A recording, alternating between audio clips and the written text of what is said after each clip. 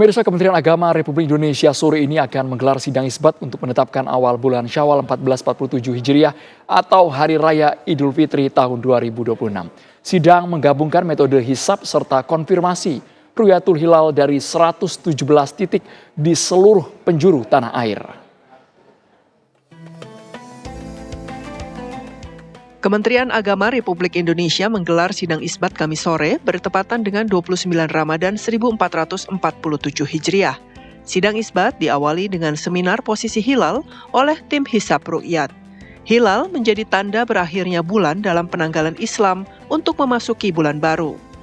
Lokasi pemantauan hilal Lebaran 2026 tersebar di 117 titik dari Sabang hingga Merauke untuk menentukan awal Syawal 1447 Hijriah. Berdasarkan perhitungan astronomi, pada Kamis 19 Maret 2026, ketinggian hilal di Indonesia berada di rentang 0 derajat hingga 3 derajat dengan elongasi hingga sekitar 6 derajat. Namun sebagian masih berada di bawah standar yang digunakan Indonesia. Dalam melakukan Ru'yatul Hilal, Kementerian Agama menggandeng sejumlah pihak, seperti Badan Meteorologi, Klimatologi dan Geofisika, dan instansi terkait lainnya. Sidang isbat pemerintah menjadi forum musyawarah para ulama, pakar astronomi, hingga ahli ilmu falak dari berbagai ormas Islam. Apakah Lebaran tahun ini dilaksanakan serentak? Dari Jakarta, tim TV One mengabarkan. Umat muslim saat ini sama-sama menantikan hasil sidang isbat penentuan 1 Syawal 1447 Hijriah. Nanti saya akan berdialog langsung bersama dengan Profesor Ahmad Izzunuddin, pengurus Lembaga Falakiyah PBNU yang saat ini sudah bersama saya, bersama dengan Profesor Ahmad Izzunuddin, pengurus Lembaga Falakiyah PBNU. Panggilannya Bapak Profesor Ahmad Izzunuddin. Izzuddin, ya. Betul Pak ya? Prof Izzuddin. Prof Izzuddin. Namun sebelumnya kami akan mengajak Anda pemirsa untuk bergabung ke Kementerian Agama melihat bagaimana proses sidang isbat di sana. Tebal dan tipisnya hilal. Kalau hilal itu sudah di atas 6,4 derajat, memungkinkan hilal itu memasuki kriteria visibilitasnya. Kemudian kedua parameter ini markasnya untuk wilayah Indonesia, tempat dimanapun wilayah NKRI yang memenuhi kedua parameter tersebut. Posisi hilal adalah bagian pusat piringan bulan, center of the moon. Kesepakatan Labuan Bajo 2018. Ini pure astronomi. Astronomi menghitungnya dari titik, tidak atas, tidak bawah. Nah, kita lihat di sini. Peta visibilitas hilal akhir Ramadan menjelang Syawal. 1447 Hijriah kriteria baru Mabim. Kamis Kliwon 19 Maret 2026. Pada saat matahari terbenam di masing-masing tempat di seluruh dunia. Kita lihat kurva yang landai ini adalah kurva ketinggian 3 derajat.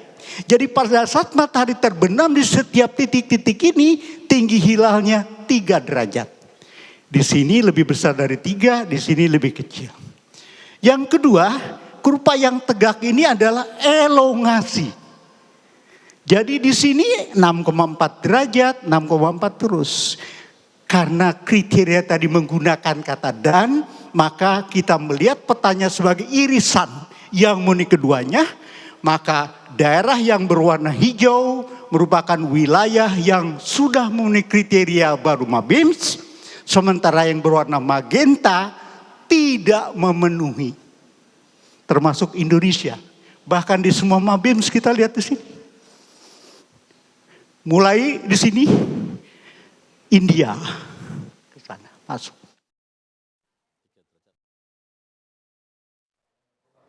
Saya sudah bersama dengan Profesor Ahmad Izzunuddin, pengurus Lembaga Falakiyah PBNU. Kalau tadi melihat angka-angkanya bisa dijelaskan secara sederhana, Prof Izzunuddin. Ya. 6,4 sudut elongasi, kemudian harus 3 derajat. Ya, kriteria yang disepakati untuk hilal dinyatakan bisa diterima ketika ada yang melihat hilal. Negara Mabim yang bergabung dari Malaysia, Brunei, Indonesia, Singapura itu adalah ketika ketinggian hilal sudah mencapai 3 derajat. Kemudian sudut elongasi 6,4 derajat. Ini menjadi kata kunci sebenarnya. Ini dan atau? Dan. ya, dan ketika maka dua kriteria ini harus terpenuhi kalau dalam kategori nanti jika ada yang melihat hilal perlu diverifikasi. Namun ternyata di akhir bulan Ramadan ini, tanggal 29 Ramadan, di seluruh Indonesia itu masih di bawah kriteria Mabim tersebut. Hanya di daerah Sabang Aceh yang konon mendekati. Belum sampai 3 maksudnya? Satu perhitungan dari BMKG sudah masuk 3 derajat. Namun perhitungan kami di lembaga Falakiyah PBNU masih 2 derajat 54 menit. Soal angka ini Prof. Izzuddin, karena kami ingat betul mungkin di awal tahun 2000-an masih 2 derajat. Kenapa derajatnya bisa sekarang patokannya meningkat? Ya, karena dalam perspektif sains kita harus bisa memberikan sebuah data yang dapat dipertanggungjawabkan.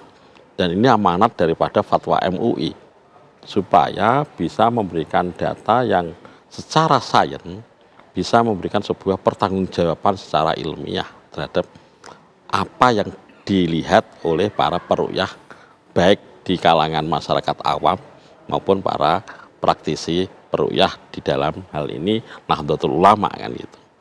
Sehingga kriteria 3 derajat 6,4 alhamdulillah baik dari Malaysia, Brunei, Singapura itu menggunakan dasar penetapan itu. Angka tersebut bisa dilihat secara kasat mata ya Prof ya? Bisa diuji secara kasat mata. Dalam posisi di beberapa wilayah, karena data yang kami terima ada 117 lokasi yang dijadikan titik pantauan hilal. Ya, dalam hal ini menyambut bulan Syawal ini memang pemerintah mengirim di 117 titik ya. Dan itu tentunya harapannya untuk benar-benar hati-hati terhadap ketinggian yang semacam ini, terutama di daerah-daerah yang kritis ya, di daerah Sabang. Maka tentunya sidang isbat yang nanti akan diputuskan oleh Menteri Agama sangat menunggu dari hasil dari paling barat Indonesia, yakni Sabang. Prof. Izzuddin melihat saat ini kondisi cuaca relatif cerah, bahkan kalau di Jakarta sangat terik ya Prof. Iya, betul. Ini masih ada sisa 1, 2, 3 jam menuju matahari terbenam, mungkin 1 jam lagi. Apakah bisa seketika berubah Prof? Sangat mungkin, cuaca itu tidak bisa ditebak begitu harus standar gitu ya. Informasi yang kami terima, beberapa peruqyah di daerah Aceh sana ya, dari Lokna, kemudian di daerah Aceh Besar, kemudian Sabang, cuaca tadi masih mendung gitu ya. Masih mendung, sangat susah untuk bisa mengidentifikasi benda-benda langit, terutama untuk melihat posisi hilal di mana. Kan kadang dalam perspektif menggunakan alat yang canggih kan melakukan tracking ya, tracking bulan tua sebelum duhur, sebelum asar, sebelum maghrib gitu kan. Namun ternyata identifikasinya cukup berat gitu. Sehingga saya katakan bahwa ketinggian yang ini ada di Indonesia itu masih di bawah kriteria visibilitas hilal. Baik, sebagai ahli perbintangan, ahli falakiyah Prof, apakah mungkin terjadi lompatan derajat dalam hitungan jam di hari yang sama Prof? Oh, saya kira tidak mungkin. Jadi data ini adalah data dihitung nanti di saat maghrib. Jadi di saat maghribnya Aceh, di Sabang ya, nanti maghribnya Aceh itu sekitar pukul 18:50 ya, waktu Aceh, itu adalah di saat detik-detik menunggu benar nggak hilal itu bisa dilihat. Dalam kondisi ketinggian 3 derajat, elongasi 6,1. Apakah benar bisa dilihat atau tidak? Jadi kalau dari 117 tiba-tiba di satu lokasi, Ya. sudut elongasinya tercapai, Ya. kemungkinan besar hasilnya bisa besok lebaran. Ya, kalau ketinggian hilal dengan elongasi sama-sama memenuhi. Tapi kalau hanya ketinggian saja elongasi tidak memenuhi, cukup berat untuk bisa dinyatakan bisa terlihat. Baik Prof. Izzuddin, ada informasi sekitar sekarang pukul 17.11 waktu Indonesia Barat. Saat ini berada di posisi berapa Prof? Sudah ada informasi tersebut? Sekarang informasi Indonesia Timur itu sudah mulai masuk ya. Beberapa titik pengamatan dari Merauke, kemudian di beberapa Indonesia Timur sudah memberikan data-data. Jadi data masuk itu sesuai dengan maghrib daerahnya masing-masing. Jadi kalau Merauke tentunya Indonesia Timur lebih dulu maghrib, ya mereka akan segera melaporkan daripada data-data yang dilaporkan bagaimana hasil pengamatan. Baik, sepertinya ada lokasi yang sudah mau menjelang azan maghrib, Prof. Kami ajak pemirsa menuju ke Makassar, Sulawesi Selatan. Bagaimana pantauan di sana, Syamsul Ma'arif?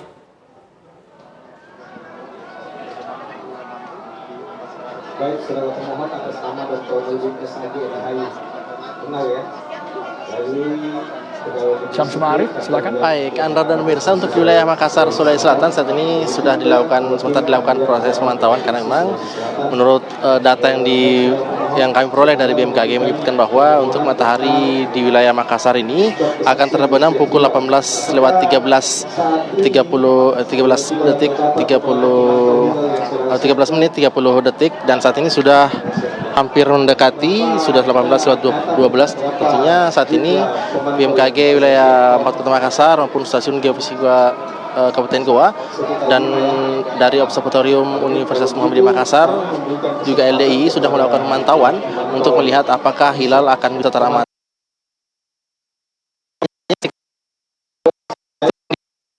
Pemantauan di sini untuk memantau apakah hilal bisa teramati ataupun tidak teramati. Karena menurut data yang kami peroleh, waktu bulan terbenam itu nanti pukul 18 lewat 22 menit. Nah, menurut perhitungan sementara yang kami peroleh yang menyebutkan bahwa untuk hasil dari perhitungan hari ini tinggi bulan akan berada 1 derajat 40 menit 32 detik di atas ufuk. Jadi artinya secara hitung-hitungan itu sudah berada di atas ufuk. Namun karena masih 1 derajat itu masih akan sangat sulit teramati. Dan memang untuk posisi bulan sendiri akan berada di 5,20.